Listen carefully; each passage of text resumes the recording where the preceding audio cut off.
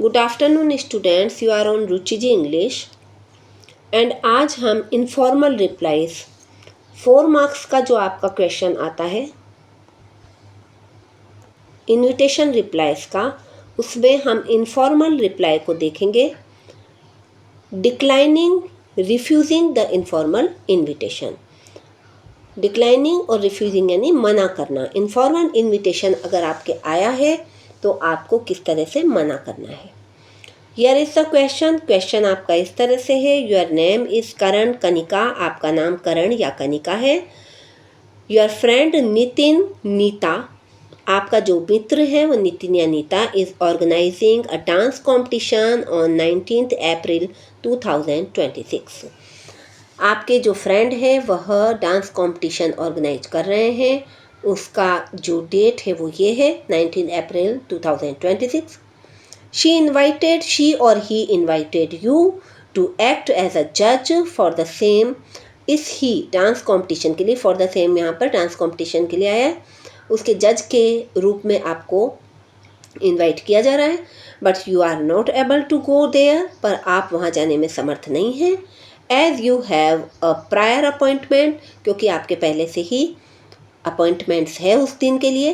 Respond हर और his informally declining the invitation.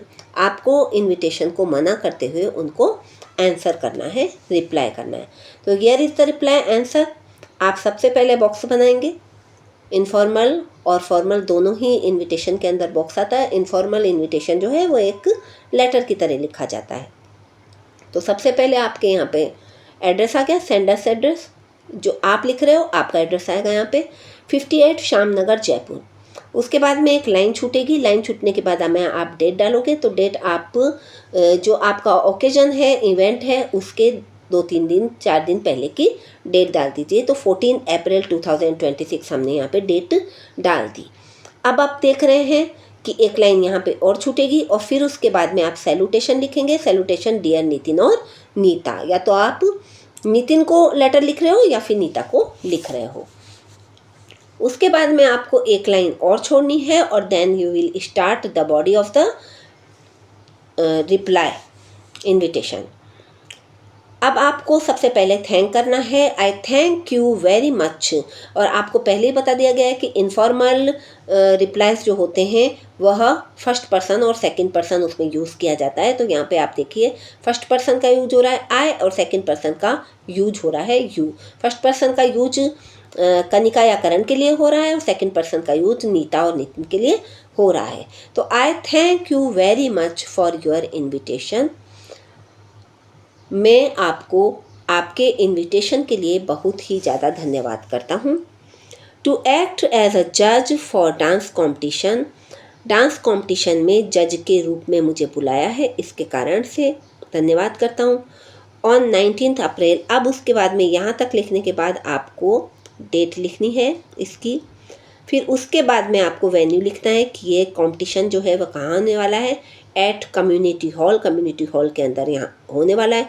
फिर उसके बाद में यह कब से कब तक होने वाला है यानी टाइम लिखना होगा आपको। इसी तरह से हर नोटिस में आपको इसी तरह से लिखना होता है। पहले आपको ये बताना होता है कि क्या ओकेज़न क्या है, फिर उसके बाद में ओकेज़न कौन सी डेट पे है, फिर ओकेज़न कहाँ हो रहा है, देन ये जो है उसका टाइमिंग क्या है।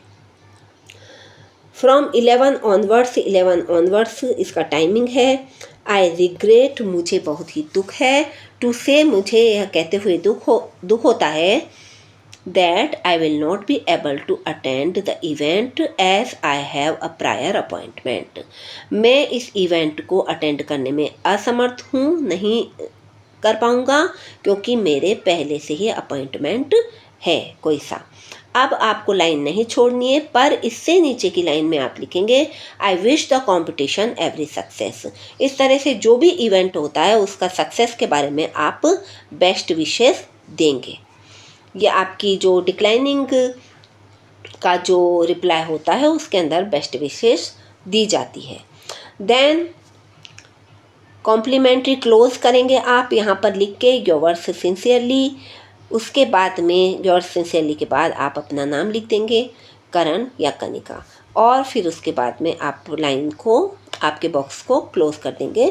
तो here is the informal reply declining refusing the informal invitation.